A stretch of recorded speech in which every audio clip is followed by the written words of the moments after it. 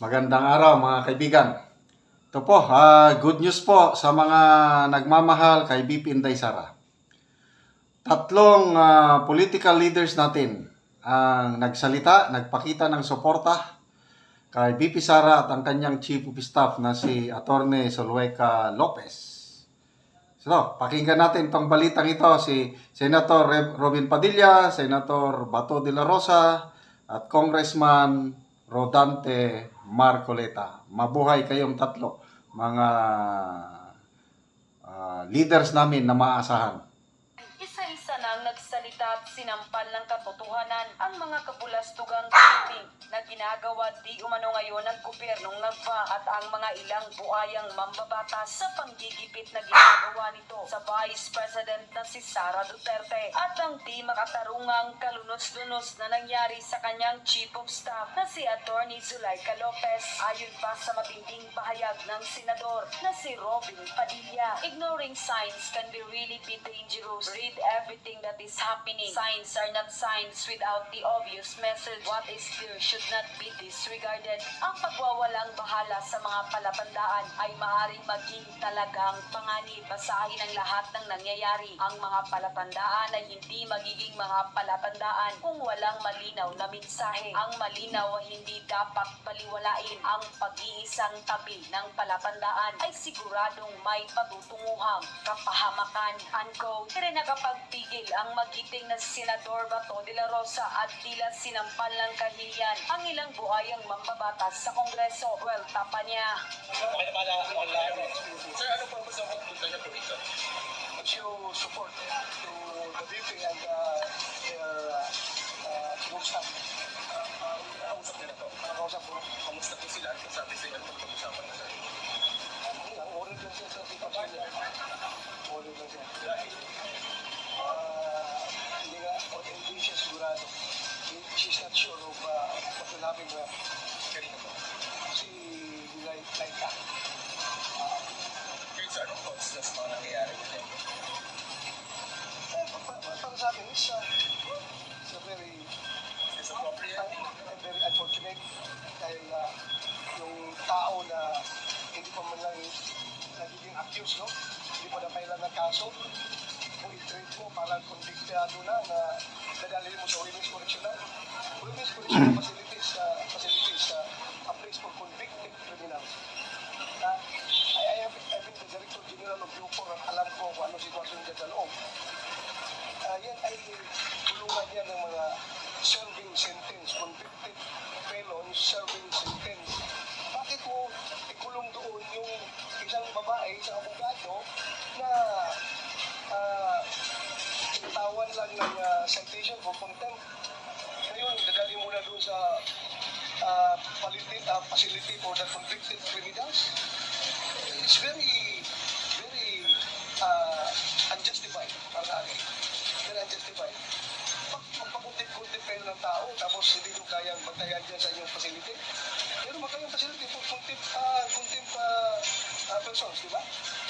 For persons and hindi contempt, you should have your own facility dyan sa Kongreso para magtayan nyo. Bakit yung dalhin doon?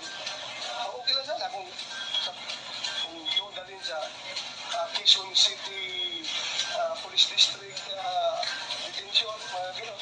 Pero yung detention cell ng mga criminal, ng mga police, that's the worst for me na ikulong mo isang taong cited in contempt lang. Alam na ba ito ni former President Duterte? Nakausap niyo na ba patingin niyo? Aware siya dito? Ay, doon wala pa kami buta kasi kagabi pa ako galing kong Baguio, nagtulong ko sa Baguio noong alas 2. Ginising ako, tinawagan ako na humihingi ng tulong si BP Inday Sara sa sitwasyon nila doon sa house. Kaya bumaba kagad ako, bumiyahe kagad ako dito from Baguio. Para matingnan na kung anong sitwasyon nila. As a senator, nakapagawa po ba kayo anything sa program sa Aralan natin, dito sa we observe interparliamentary courtesy. Hindi tayo pwede mag-alam sa trabaho nila. Sila rin, hindi pa rin pwede mag-alam sa trabaho namin. So, yun ang dapat natin. Ito nga lang, nakatumingin ko lang ako na hindi po maganda talaga. Bakit ang isang person na cited in contempt lang sa isang hearing dyan sa House of Representatives, ay doon ay pupulong kaagad sa Women's Correction Facility, which is a place for persons who for convicted criminals serving sentence. Abuktado yung tao na ito. Bakit doon mo kami ipadala? Hindi pa kaabusado. Wala pang kaso yung na-file. So, when you say unlawful, pag-aralan ko pa. I'm not so sure. Pero unreasonable for me.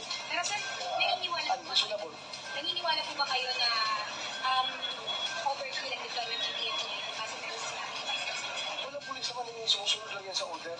Pag inorderan yan ng mga higher up na pumunta kayo doon to provide security, huwag na natin masamain yung pulis dahil sumusunod lang yan sa order kahit na alam nila na may politics behind all these orders, but still, they are the legal orders coming from their superiors. So, susunod lang yung mga pulis dyan. So, huwag natin masamain yung deployment ng mga pulis. They are just following order. At naman sila to secure everyone. Pati tayo. Hindi rin nakapagpigil ang Sagip Party List Representative na si Rodante Marcoleta at tila sinampal rin ng katotohanan at kahiyan ang lahat ng ilang buhayang mambabatas sa Kongreso. Ayon pa sa kanyang pahayag, malapit na akong mapahiya. Nahihiya na nga rin ako. Siguro nahalata ninyo, nakakahiya talaga. Hindi ito yung House of Representatives na pinasukan ko noong 2004. Malapit na akong mag-graduate next year. Ngayon ko pa makikita ang lahat ng hindi dapat gawin ng isang institusyon kagaya ng House of Representatives. Unquote. In aid of legislation po ba ito? O in aid of persecution? I Yan. am still, and the last time I checked, I am still an elected member of the House of Representatives.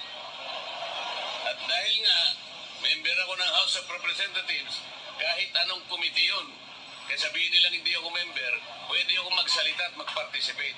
Kung pipigilan nila ako, di ba ba nyo naiintindihan kung anong klaseng procedure, kung anong klaseng tuntunin na ang meron kami? Pang 17 taong ko na sa Congress, ngayon ko lang po nakita ang mga pangyayari ito. Nalulungkot po ako, nagdaramdam ako, nai-stress ako kung bakit nangyari ito. Ito lamang pagdinig na ito in aid of legislation. Kayo po na nasa media, alam kong nalalaman na ninyo, hindi na po in aid of legislation. Kung totoo po, na isinasaalang-alang namin yung paggasta at kailangan po natin busisiin. Tama naman po yun. Lahat tayo katungkulan nating maging transparent, maging accountable. Ang tanong, ang House of Representatives po ba ang gaganap sa tungkulin ng Commission on Audit? Pagka gano'n, tanggalin na po natin ang GOA sapagkat sila na po ang nag-audit. Wala po sa tungkulin namin ang mag-audit. Kung sasabihin nila, hindi kami nag-audit. Ang ginagawa namin is investigation in aid of legislation. Okay, kung yun ang ating objective, bakit isa lang iniimbestigan natin? Ilang opisina ba ang merong confidential fund sa palagay nyo? May idea ba kayo? NGAs na lang, National Government Agencies. Ilan ba karami ang National Government Agencies? Palagay mo na lang 500. Okay? At yung kalahati nun, binigyan ng confidential fund, 250 yun. LGUs, sila lang LGUs. Mga mayors and gobernador. Palagay mo lang 1,000, kalahati nun, 500. O di 750 na yun. What about the GOCCs? Government-owned and controlled corporations, mga 300 yan. Kalahati na lang, 150. O palagay mo lang 1,000 na lang ang nabigyan na ahensya ng gobyerno. Bakit? Bakit Office of the Vice President lang? Wala pong nagtataka sa atin kung bakit ang pinipilit na isolate lang, ang pinipilit na gisain lang, Office of the Vice President. At saka yung... Yan po, napakagandang paliwanag ng ating magiting na Congressman Marcoleta. Ang daming mga ahensya na may confidential funds. Aabot ng 1,000 kasama ng mga LGUs. Bakit? Nakakapagtaka talaga. Bakit Office of the Vice President lang ang binubusisi? Ang taong bayan, tayo, alam na natin. Hindi nila pwedeng insultuhin ang intelligence ng mga Pilipinos, lalo na ngayon na age of social media. Alam na natin yan. Kaya, sige lang, pagdasal lang natin ang ating VP Sara, ang kanyang Chief of Staff. Sana malampasan nila itong pagsubok nito. Sabi ni Congressman Marcoleta, mag-a-attend siya bukas, Lunes, sa hearing ng Committee on Good Government and Public Accountability. Sana hindi magkagulo, sabi niya. Baka mamaya hindi nila ako payagan o ano. Kasi hindi daw siya member eh. Bakit? Elected member of congressman ako. May karapatan akong magsalita. So, abangan po natin magsalita si Congressman Marcoleta sa hearing ng House bukas.